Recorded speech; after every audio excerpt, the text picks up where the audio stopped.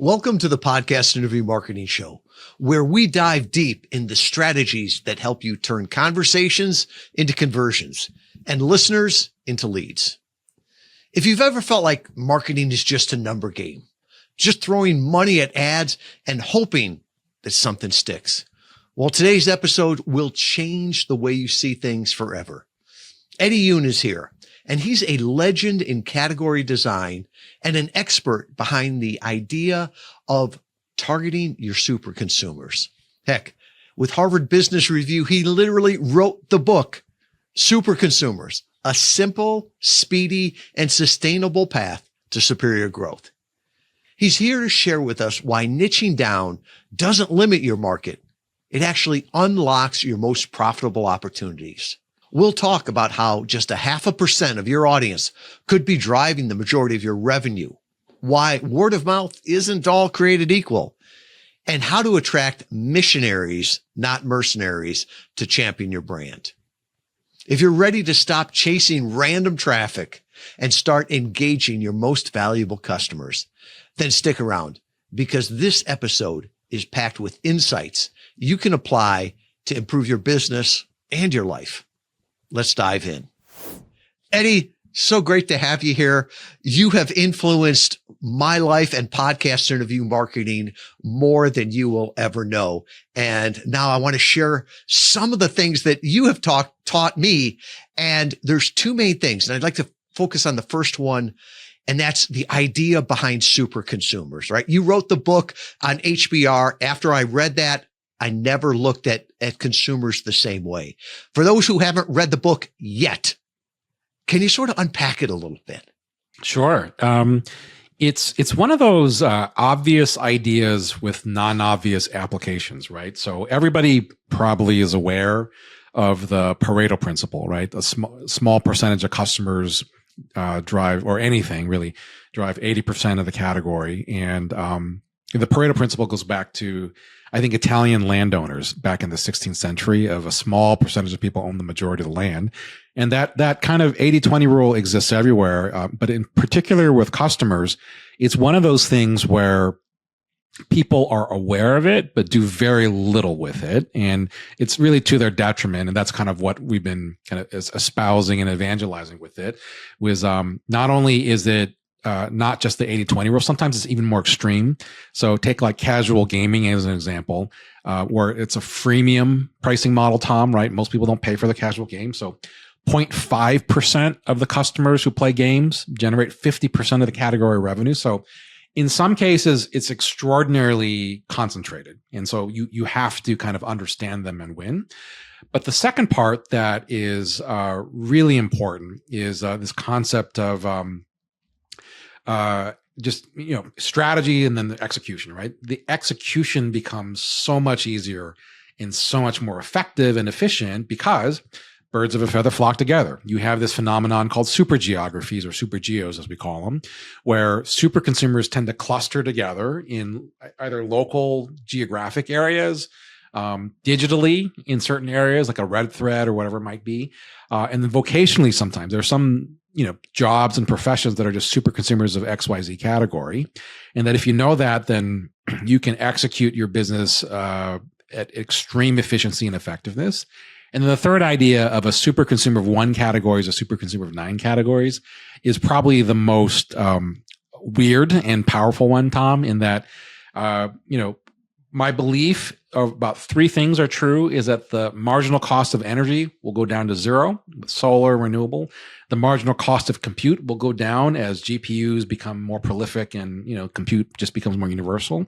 And the cost of acquiring a new customer should also go to 0 if you understand a super of 1 is a super of 9, meaning somebody who has a deep, deep love and affection and addiction to vitamins probably has 4 times the life insurance that they need.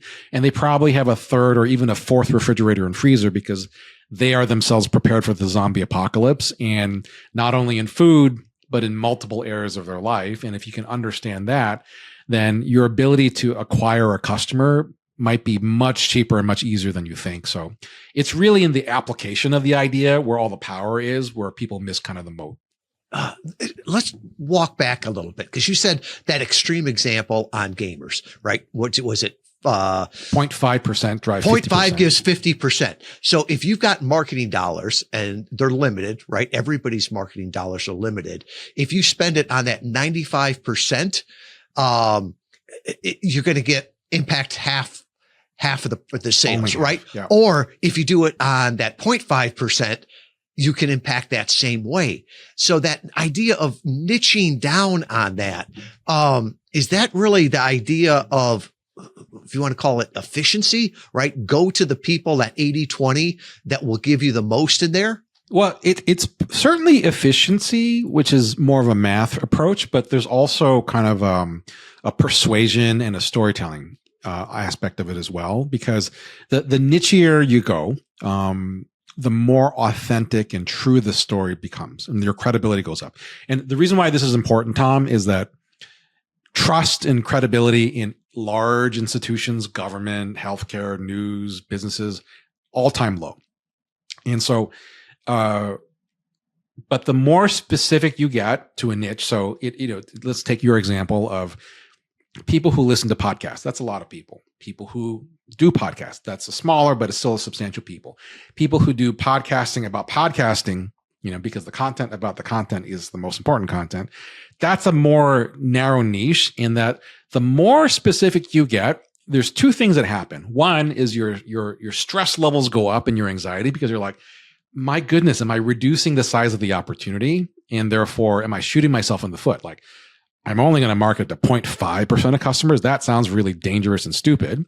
But the other part is, as your anxiety rises, the credibility of your story naturally rises as well. Because I can't just be any old schmuck talking about podcasting. If I'm talking to the Joe Schmo who listens to podcasts, sure. But if I'm talking to Tom Schwab, the podcaster about podcasting, I better know my stuff, and it better be relevant to you. And the more specific the niche, the higher the credibility, the persuasion goes up through the roof of whatever you're offering. And that because the bar is that much higher and the credibility goes up, it turns out that when you have a highly credible, highly specific, highly persuasive offer to the 0.5%, it actually resonates with the rest of the market as well. Because the other 99.5% of casual gamers, they look to the 0.5% as the experts and as the leading indicator of like, well, I should play this game or I shouldn't play this game. This is smart. This is dumb. We all kind of follow the leader, and the world is largely a monkey see, monkey do kind of fashion. And so what you're not just trying to win the business of the 0.5, you're trying to win the endorsement of the 0.5. And in order to do that, you have to hit a higher standard. And to do that, you have to niche down. So it sounds like, if you market to them correctly, they'll market to everyone else for you, right? It's that sort of domino effect. Please. Can I just double click on that, Tom? Because one of the things I know we'll touch upon is not all forms of word of mouth are the same, right? And there's kind of what I would call the baseline. Well, vast majority of people, businesses, brands don't get any word of mouth, right? I buy, I transact. If someone were to ask me, then maybe I say something, right? But the baseline is an obligatory word of mouth, right? Let's say I make pies, Tom, and then you buy a pie from me, and then you're like, this is a good pie, whatever. But then I ask you, Tom, will you leave a review for me?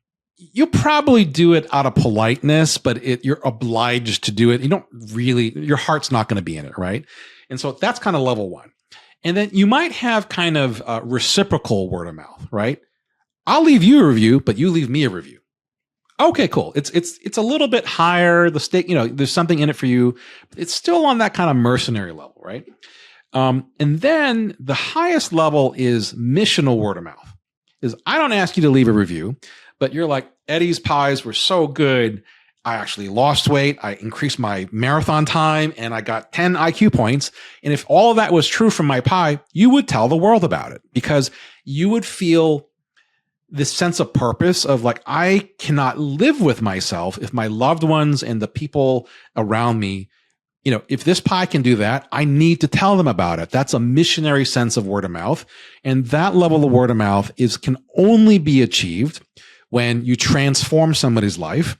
And the only way to do that is with a super consumer who absolutely is in love with the category and that you've niched down to a problem that they find most compelling with an offer that is extremely persuasion to a very high level of standard. Is it also the connection you have with them too?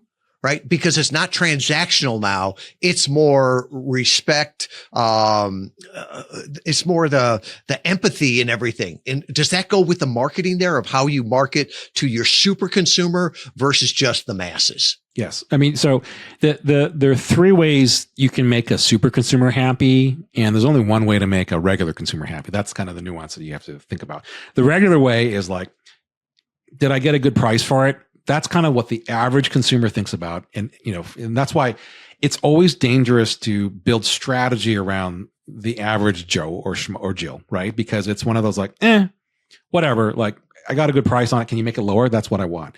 But the three ways to make a super consumer happy, you can make them happy rationally. Did the product, deliver with the right features and benefits that I'm kind of looking for, right? I have to go to a wedding. I need a tie. Yes, you met that goal there, right? Does it satisfy me emotionally, right? So not just rationally. I needed a tie. It's great, but this tie, it really goes well, not just with my suit, but with my glasses and my eye color and who knows what, right? And it's going to make me stand out and feel more confident. And that's what I really like about it. Or is it going to satisfy me at the aspirational level, not just rational, not just emotional, but aspirationally, because I'm now wearing this tie that it makes gives me aura, right? And Riz, as the young kids like to say. And it allows me to meet my aspiration I want to meet a special someone at the wedding. And therefore my life is transformed because I met my wife there and so on and forth. So from this basic little piece of clothing, right? And so that's the nuance, is that a super consumer will actually believe that the right tie could mean the difference between a lifetime of happy matrimony and not. The regular consumer is like, how soon can I get this thing off? I can't stand, I hate these ties and I want the cheapest price possible. That's the nuance that you're trying to get to. So you said in super consumers, I think it was 10% of the people on average buy 30 to 70% of the sales. How does that go into profits then? Because what you just told me is the transactional person is going to buy the cheapest tie, and the one that is the aspirational price is not an issue. Absolutely. So to your point, when price is not an issue, profits escalate. And when profits escalate, then you get the phenomenon is that the supers, maybe 10% of consumers, 30 to 70% of category revenue, they might be 99% of the profits. They might be 119% of the profits. And let me explain why, where I think it was back in maybe about 10 years ago, there were some stats put out about the iPhone, right? And so you have the iPhone, but the market leader by volume is going to be a Samsung. And then there's other cheaper phones that are out there, right? So Samsung outsells the iPhone on a unit basis, but the iPhone is much more expensive than the typical Samsung. And so the percentage of volume is here, percentage of revenue is here, but it was to the point where Samsung phones at one point were not making money. So if you actually looked at the percent of profit, Samsung was negative and Apple was more than 100%. If that's how you make the math kind of funky that way, right? And so it is entirely possible that when you kind of go from, the 10% drive X percent of volume, it might be, a double or a triple, but the percent of revenue could go to 7 times, percent of profit could go to north of that, to where the majority, if not over 100% of the profits go there. And you take that to the fullest extent, like the people who are kind of the most resistant to super consumers, they have trouble when you reconciling the Tesla example, right? Because not only does Tesla command the lion's share of category profits, but they command the lion's share, even greater, of the category market cap. Tesla alone is worth more than every other automaker combined from a stock price perspective. And so when you go from profits to market value, that's where you get to our friend Christopher, what they quantified in their book, Play Bigger, was 76% of the market economics go to the category queen. And that's what we talk about, is the market will absolutely recognize that. I think Tesla has maybe an install base of 5-6 million households worldwide have a Tesla. And yet you can take every other car company and add them up, and it's still less than the sum of what Tesla is. And so that's the phenomenon that people don't get and understand, is like, would you rather be General Motors? Would you rather be Tesla selling many, tens of millions of cars, worldwide, or Toyota as an example of that, or a few million, but you carry the lion's share of the margin and the more so of the market cap. That's the really important part. And that whole thing behind category king there too, or category queen, that idea of General Motors is bigger, right? They sell electronic vehicles too, right? But if you ask anybody who's the category leader there, they'll say Tesla. And it's an extraordinarily important point, because it's not only from a strategy perspective, GM kind of misses the boat with it, but then, what's kind of funny in the future of car brands and electric vehicles in particular, outside of Tesla, will come from China. And so there's a lot of Chinese EV makers that people should be fearful of. BYD is one, but then Xiaomi is the other one. And so here's the interesting part of all of category design, is that BYD sells more volume of cars than Tesla, but at a much lower price point. So again, same kind of deal. iPhones and Androids. That's kind of the dynamic there. The company to really watch out for is Xiaomi, which has a premium set of cars that are the equivalent to the Model S, and some of the higher end offers. So they're offering higher end things. Xiaomi is a company that makes smartphones in China. They make hardware and software. So one of the few companies like Tesla that can get both of them right. Because they're going after the same super consumer as well, right? That kind of, I want the latest and greatest technology, but I want the safest car, and I want the most fun thing I can buy, is what Elon's called it. And the part about Xiaomi that's so interesting, just to kind of connect all the random dots that we're talking about, Tom, is that they make smartphones. They're one of the leading smartphone manufacturers in China. And that Apple, for all their success with smartphones, they spent $10 billion on something called Project Titan. They were going to launch an electric car. They should have figured this out. Xiaomi is doing what Apple was supposed to have done. But Apple, while they have done a tremendous job of generating market value and growing the company revenue, top line, like Tim Cook's done an amazing job on the profitability and the market cap of the company, they've not created a new category in quite some time. And the bill will come due at some point. And, sadly, there was a point in time when Elon would have sold Tesla to Tim Cook, but Tim didn't return his calls, apparently, because this is back when they were, struggling for cash. But yeah, I think the whole category queen thing is such an important point. But every company aspires to do that. Not everybody has the wherewithal and the courage to do what's necessary. And it starts with the first thing that we talked about was Xiaomi targeted the super consumer. BYD targeted the mass consumer. GM, Toyota targeting the mass consumer. It doesn't work. And I'd also say what you talked about before, that super consumer of one is a super consumer of nine. Often we'll talk to people and it's like, well, who do you want to talk to? Who's your super consumer? But I love that idea of what else are they super consumers of? Because you gave the example, right? People that will buy the newest iPhone every time will also probably buy the Tesla. Right? It's not a price option there. So how do you go about thinking about the adjacent super consumers there?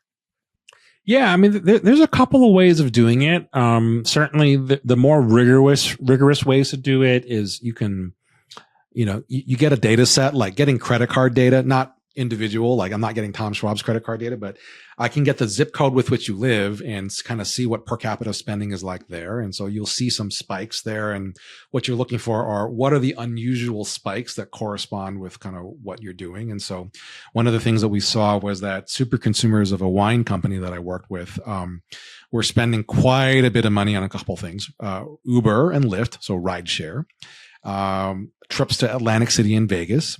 And the reasons behind those two things was that a wine super consumer is somebody, not just they love wine, but they're on a quest.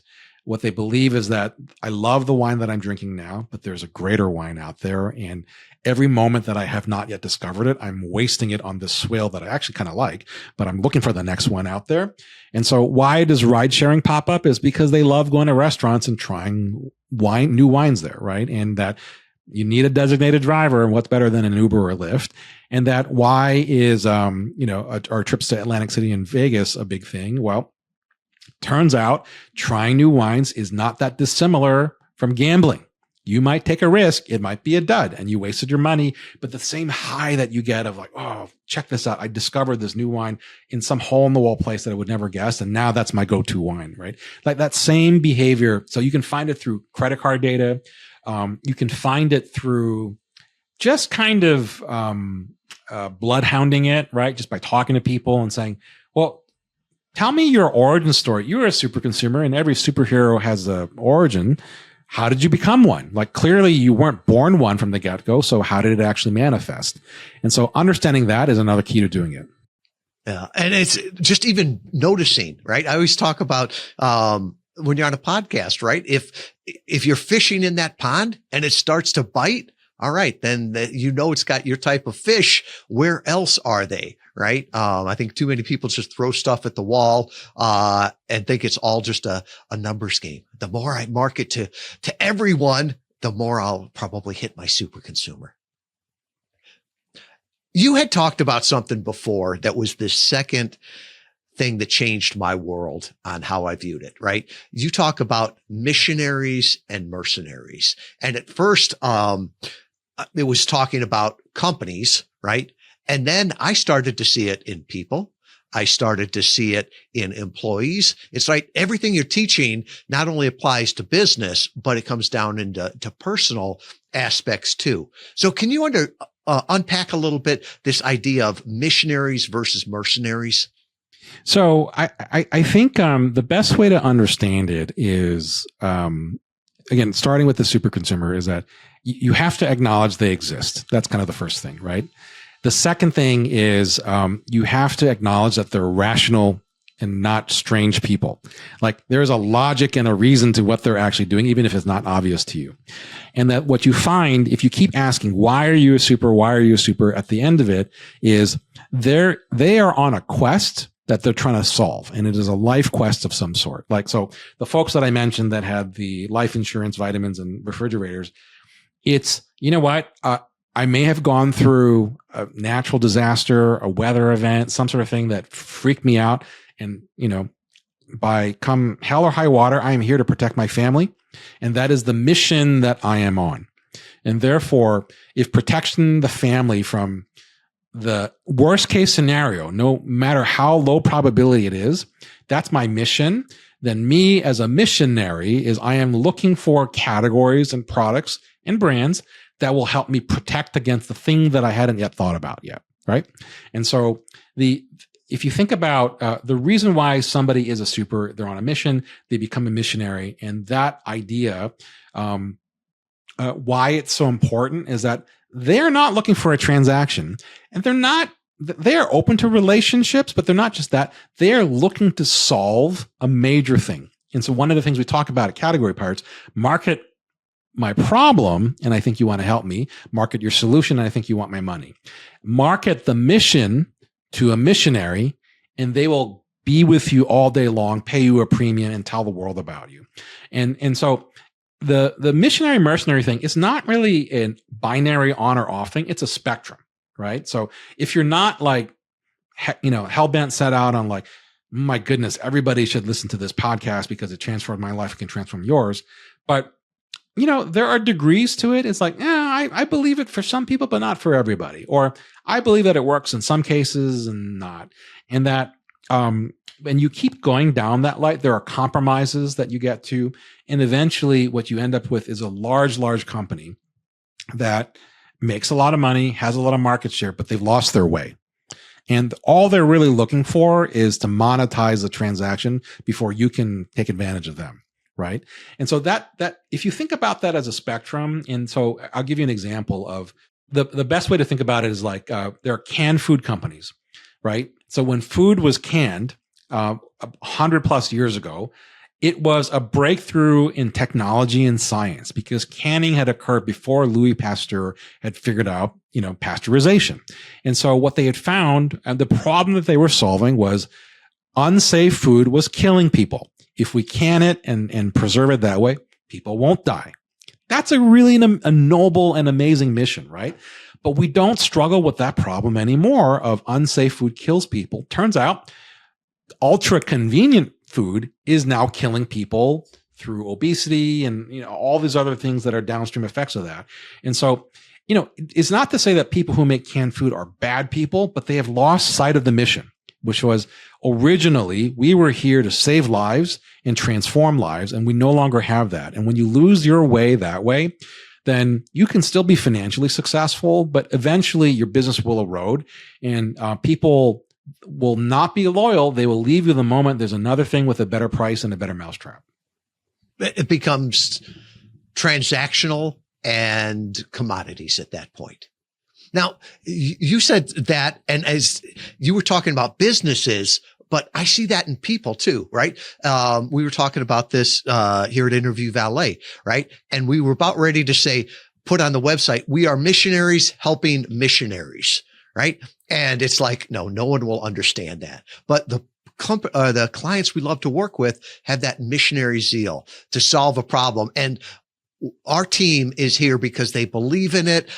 They were there at the beginning. They'll be there at the end. They're not here just, I'll stay at this job until I get offered a penny more, then I'm going to the next opportunity. So what do you see? Do you see all of these things that we've been talking about go down to individuals too? Oh, yes, for sure. I mean, you can be a missionary in your job. Or a mercenary, right? It's just a paycheck. I'm not, and increasingly, I wouldn't blame anybody who's doing the mercenary thing because a lot of companies treat them the same way, right? Companies used to be, I give you a pension, I give you lifetime employment. And now it's like, well, it depends on the next earnings and where we kind of need to go from there. So there's a lot more mercenary on both sides. You can certainly have missionary and mercenary friends and family members, like, that's totally legit. And I think people probably understand that a lot more intimately and personally of like, oh yeah, this person only seems to come around when they need something. And when I need something, they're nowhere to be found. Right. And so I would say in the same way that people, family by blood is one thing, but the family you choose and the friends and your coworkers, like you generally don't want to hang out with people who are just looking at you transactionally. And you're only as good as you can be useful to them. And so why would you want a business in the same fashion, right? And so that's the kind of fundamental question. And that in a world where information is widely available, reviews and, all that kind of stuff, like you will be found out if you are a mercenary. It's not hard for the truth to come out. And so, when in doubt, you're better off just kind of being, finding something that you care deeply about. You will have better friends and family relationships if you can adopt this mindset and cut out the people who are mercenaries in your life. You will have a better entrepreneurial business if you do the same and treat your investors and your customers the same way. But frankly, even if you're a 9-to-5er with a W-2, you will find yourself with greater success in your career in the long run if you are committed to the craft, if you're committed to the mission of whatever job that you have. If you're in marketing, yes, you want to do your job, but if you're committed to the craft of marketing, you will always be reading. You will always be listening to podcasts. You will always be refining and sharpening your sword. And so same thing with HR, same thing with finance or whatever your role is going to be, right? The best salespeople are missionaries. They're not trying to huckster you out of your money. They're trying to identify the problem that you have, show empathy, but then also offer expertise. And the best ones will offer expertise regardless, whether you buy from me or not. And sometimes they do what we call the no sell, which is, you know what, Tom, for your problem, this is what you need. That's not what I'm selling. I am not going to sell to you. And whenever I've done that in my consulting career, you have a client who first goes, the heck? Why aren't you selling to me? And the irony of it is that you have somebody that they trust you at an extraordinarily high level, but you also tend to build clients for life because they know you're not just there to make a sale. They know that you can see their problem, that you have empathy for it, and you have expertise. But in particular, knowing when is the right time and when is not the right time to buy your services, it's extraordinarily powerful. The irony, the best missionaries are the most successful. One of the category pirates, I remember listening to you, and you used the analogy of, as we're standing, are we standing shoulder to shoulder as missionaries ready to go out and slay the dragon together? Or are we, face to face ready to battle here? And once again, that analogy has always, just struck me, right? My spouse and I, right? We're shoulder to shoulder, the best friends I've ever had, right? We're all shoulder to shoulder. And it's not because we agree on everything, but we've got a common view of the world, of where we're going to. And you just get that, as you said, an emotional sense. Is this transactional, or is this relational? And I think that's getting clearer and clearer in the world. Yes, absolutely. It's a great C.S. Lewis quote, and he talks about the nuance between, and he uses the example of the people who are most desperate for friendship can never make friends, right? It's like, if you're face to face and I'm like, Tom, will you be my friend? You're like, get away. This is kind of weird and gross, versus like, are you into, the Tigers or the Pistons or what, sports are an easy one, right? Where people can be like, we are on mission. They are the saviors and the Green Bay Packers are the enemy, or whatever you might be, right? And so like you have this kind of common mission can bond people for sure. But the people for whom, outside of a very select few relationships where, the relationship itself is the goal, most people miss the boat of the power of a common mission. And customers, employees, and investors, when you're all aligned, shoulder to shoulder, facing the same beauty or the same dragon that needs to be slayed, magic can happen, and usually abundance follows. And I love that, because it's one of the things I look at. It's like, I don't want a sales funnel, right? I don't want 1,000 people to come in so that I get one from the bottom, right? I'd rather go out there, say my truth to the world, and say, this is the problem I see. This is the solution I see. Either come along with me or don't. Either way is fine. But you want those people that come along. We had a client say, the sales cylinder, right? Let me have 5 conversations to get 4 people. I don't need to kiss 1,000 frogs. Yes. 100%. And that gets back to the whole idea, Superconsumers, category design. And I definitely want to talk about what you guys are doing with category pirates. I'm a huge fan of that, and all of the things that you've applied it to. Friendship, the recent one on retirement, right? Boom. That blew my mind of that you disagree with the premise, and this is why it can be applied to so many things. Where are you going with category pirates? Yeah, great question. So we are in the midst of one of the biggest transitions and pivots we've had in category design, which you might say is stupid, because we've had a great run, and Christopher, Katrina, and I, we've done great in what I would say company category design, right?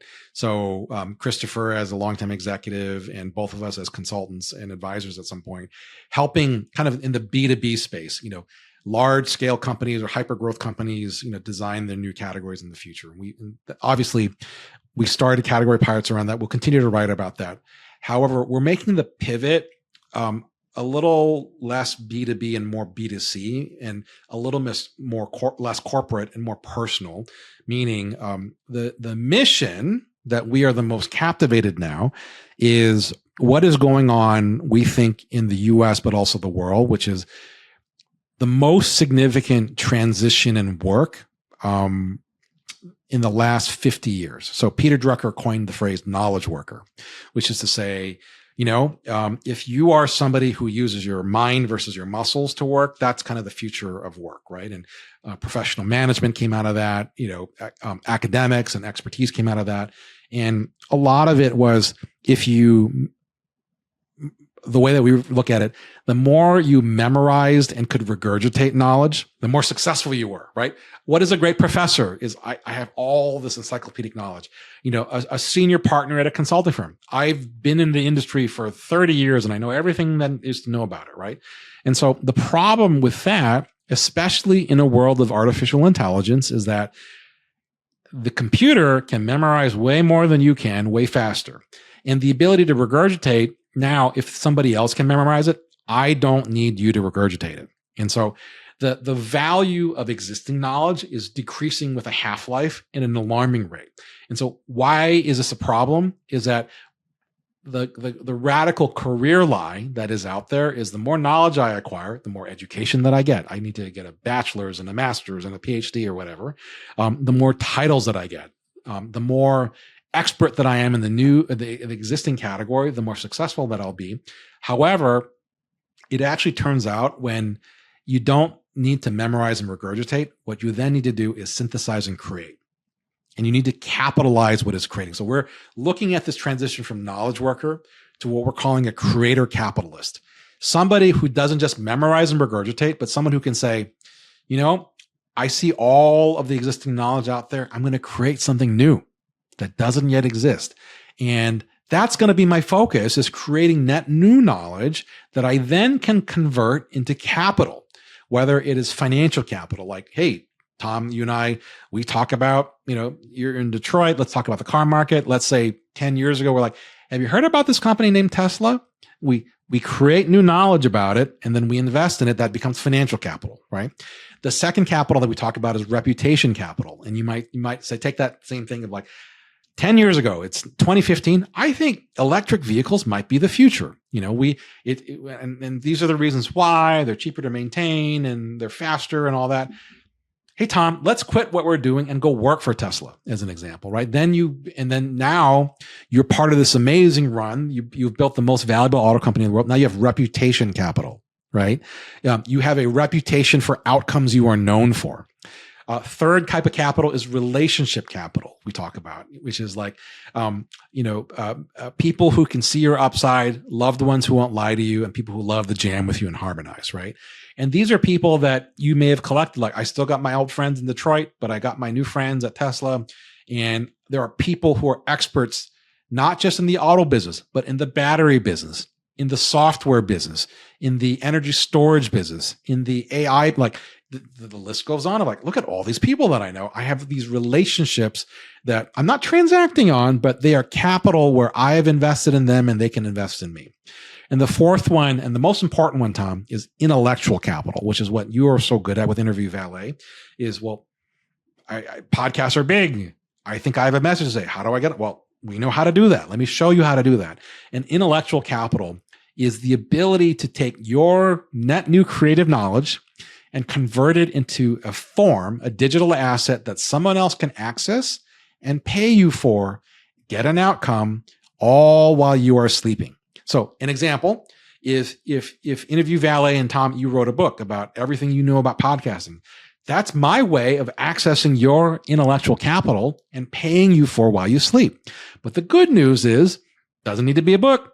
It can be a course. It can be a podcast. It could be a workshop that you offer. It could be a consulting service. There's so many different ways to now take this, what you have in your head, this net new thing that I can create, and convert it into an asset that somebody else can pay you for, which is the dream that you can get. Is ultimately, we believe, what the creator capitalist movement is about is, number one, discovering your superpower.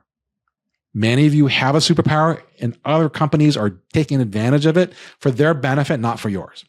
The second one is to design your dream career. And you're not going to find it on a message board or a job posting. You need to create it.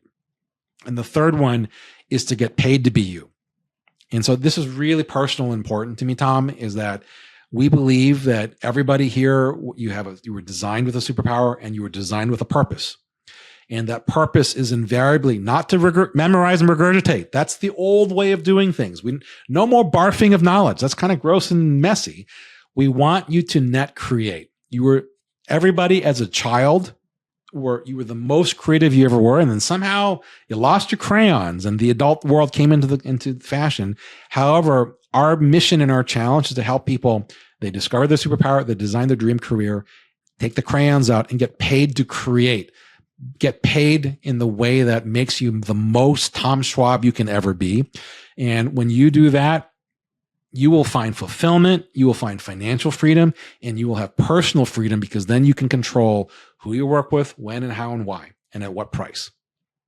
Eddie, only thing I can add to that is you didn't say Substack, because I feel like I get to talk with you every couple of weeks, right? And it's the first time I ever went to Substack.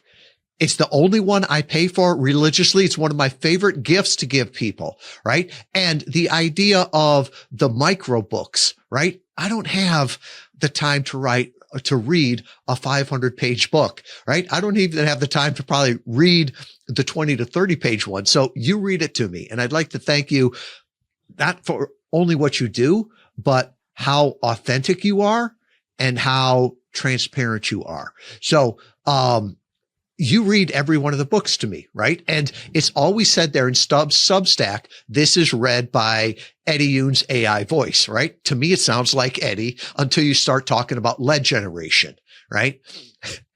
That's the only way I know, but it's like couple tweaks we got to work on. But yes, no, but it's what it is. But it's the idea of you're authentic there. You put out the information, how people can consume it, right? There's a lot of problems in the world, but there's no better time to be alive. And I want to thank you for being here, for everything you do, how you've helped my life, how you've blessed Interview Valet. And if people want to get more of Eddie Yoon, where should they go?